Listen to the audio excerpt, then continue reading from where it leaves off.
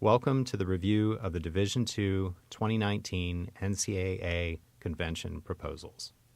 This presentation will provide you with an introduction to and overview of proposals set to be voted on by the membership. Let's begin with the publications associated with the convention. The first is the initial publication of proposed legislation, or IPOPL. This is produced every year by August 15th and contains the membership-sponsored proposals that were properly sponsored by the July 15th deadline. This document is not produced in hard copy, but is available on the NCAA website. The second publication of proposed legislation, or SPOPL, is published every year by September 23rd. This document contains the membership-sponsored proposals that were included in the IPOPL, as well as the President's Council-sponsored proposals. This document is also available on the NCAA website, but is not released in hard copy. In terms of the order for the IPOPL and SPOPL, these publications have the proposals listed in the order that they may appear in the manual. The next publication is the official notice. The official notice is released each year on November 15th as a bound book. You can also download the official notice as a PDF on the NCAA website. The official notice is a guide to the business session at the NCAA Convention. The white pages contain the membership-sponsored proposals and President's Council-sponsored proposals in the order in which they will be voted on at the business session. Additionally, the blue pages contain all legislative actions taken by the Division II Management Council since the membership last met at convention. This includes non-controversial, modifications of wording, and incorporation proposals. Finally, the question and answer guide contains answers to commonly asked questions regarding the convention proposals. It is released in early December and is available on the NCAA website. The NCAA Board of Governors sponsored one proposal for the 2019 convention. Proposal 2-1 involves the addition of independent members to the NCAA Board of Governors. This proposal will increase the number of members on the Board of Governors from 20 to 25 by adding 5 independent members. An independent member shall be an individual who is not salaried by an NCAA member institution, conference, or affiliated member, and shall be verified as independent by the Board of Governors. Independent members shall be appointed to a 3-year term that is renewable for an additional 3-year term. The Board of Governors shall issue a call for nominations when an independent member vacancy occurs and shall serve as the final authority for the selection of and duties assigned to independent members.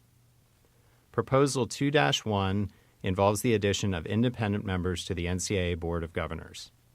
The composition of the Board of Governors is a dominant provision.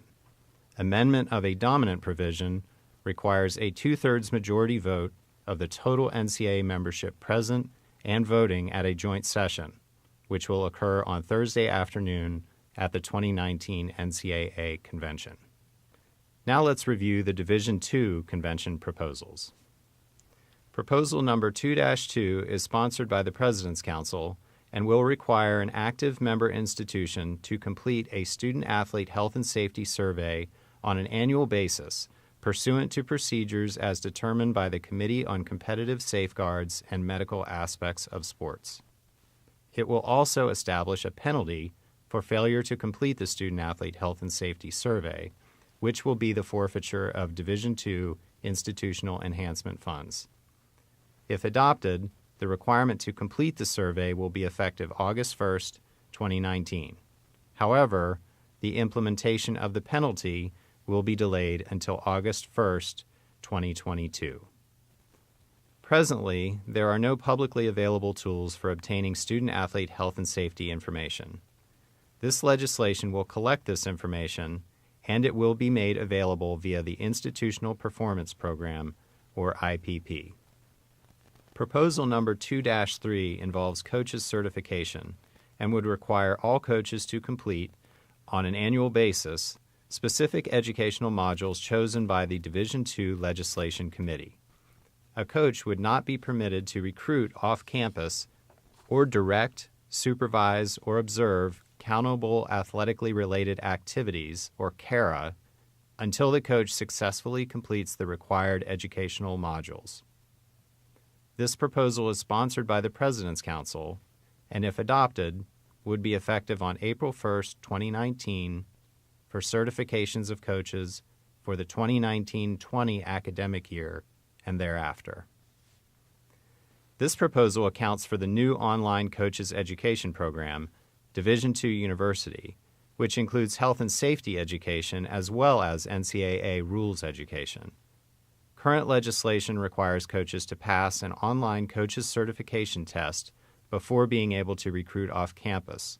However, not all Division II coaches recruit off campus, and requiring coaches to complete required modules before participating in CARA will ensure that all Division II coaches receive valuable education on NCAA rules and health and safety topics. Proposal number 2-4 is a membership-sponsored proposal and involves the elimination of timing restrictions for football and basketball camps and clinics, and also prohibits student-athlete employment at an institutional camp or clinic during the winter break. If adopted, this proposal would have an immediate effective date. Under current legislation, basketball and football camps may only be held during the summer vacation period. This restriction has a disparate impact on quarter schools whose spring terms do not conclude until June. Allowing football and basketball camps to occur year-round will create an additional potential revenue source for Division II institutions and staff. Finally, amending the legislation to specify that student-athletes will have time away from campus during the legislated winter break period is consistent with Division II's Life in the Balance philosophy. Proposal number 2-5 deals with unattached competition and specifies that a student-athlete competing as an individual and not representing the institution may receive medical services from the institution's training personnel at a competition site. This is a membership-sponsored proposal, and if adopted, it would have an immediate effective date. Current legislation does not permit a student-athlete competing unattached to receive expenses from an outside team, including the institution. Allowing an unattached student-athlete to receive medical services from an institution's medical personnel who have prior knowledge of the individual's medical needs and history is in the best interest of student-athlete health and safety. Proposal number 2-6 pertains to pre-enrollment academic misconduct and is sponsored by the President's Council. This proposal defines and clarifies pre-enrollment academic misconduct activities, the individuals to whom the activities apply, and violations of such activities. This proposal clarifies that the pre-enrollment academic misconduct analysis can include any components of a prospective student-athlete's academic record and extends the application of the legislation to representatives of athletics interests or boosters. If adopted, this proposal would be effective August 1, 2019, for student-athletes enrolling in a Division II institution on or after that date. Expanding the application of the pre-enrollment academic misconduct legislation to boosters will align pre-enrollment academic legislation with the post-enrollment academic legislation, which emphasizes institutional accountability. Further, this proposal would align Division II pre-enrollment academic misconduct legislation with Divisions 1 and 3, which is the case with post-enrollment academic misconduct legislation. Proposal number 2-7 deals with participation in organized competition before initial collegiate enrollment, specifically service exceptions to participation in organized competition. This proposal is sponsored by the President's Council and specifies that participation in organized competition during time spent in the armed services, on official religious missions, or with recognized foreign aid services of the United States government are exempt from the application of the participation in organized competition before initial collegiate enrollment legislation. If adopted, this proposal would be effective April 1st, 2019, for student-athletes enrolling in a Division II institution on or after August 1st, 2019. Current legislation exempts a student-athlete's participation in organized competition during time spent on active duty in the U.S. or Canadian Armed Services only, which penalizes international student-athletes not from Canada who spend time serving his or her country. Additionally, this proposal would extend the exception to student-athletes participating in religious missions or with foreign aid services of the U.S. government. Broadening the exception recognizes these important forms of service and will reduce burden by not requiring institutions to file a legislative relief waiver in these situations, which are routinely approved provided certain criteria are met. Proposal 2-8 deals with out-of-season athletically related activities in sports other than football.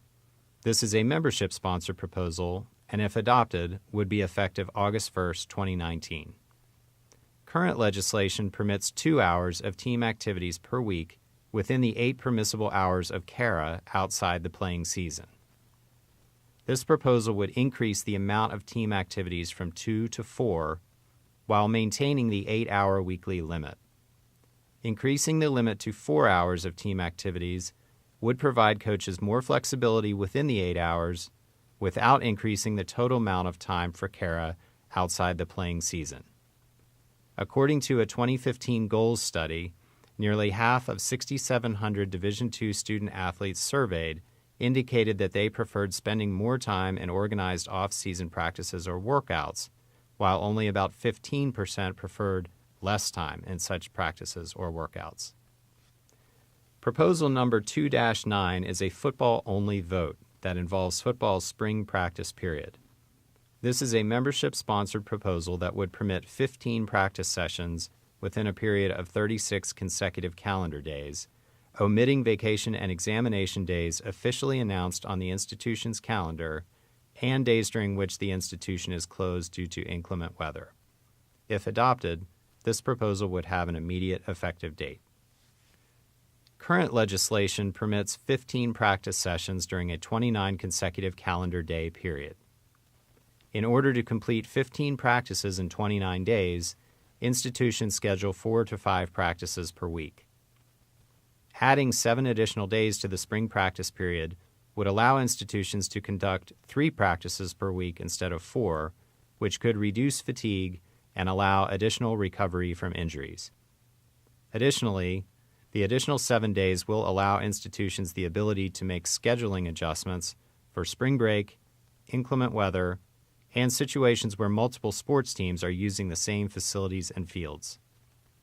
Conducting fewer practices per week during the spring practice period also maintains Division II's Life in the Balance philosophy. This concludes the overview of the NCAA Board of Governors proposal and Division II 2019 NCAA Convention proposals. Please be on the lookout for the 2019 NCAA Convention Division II Legislative Proposals Question and Answer Guide, which will be released in early December to assist with any questions you may have. See you in Orlando, Florida at the 2019 NCAA Convention.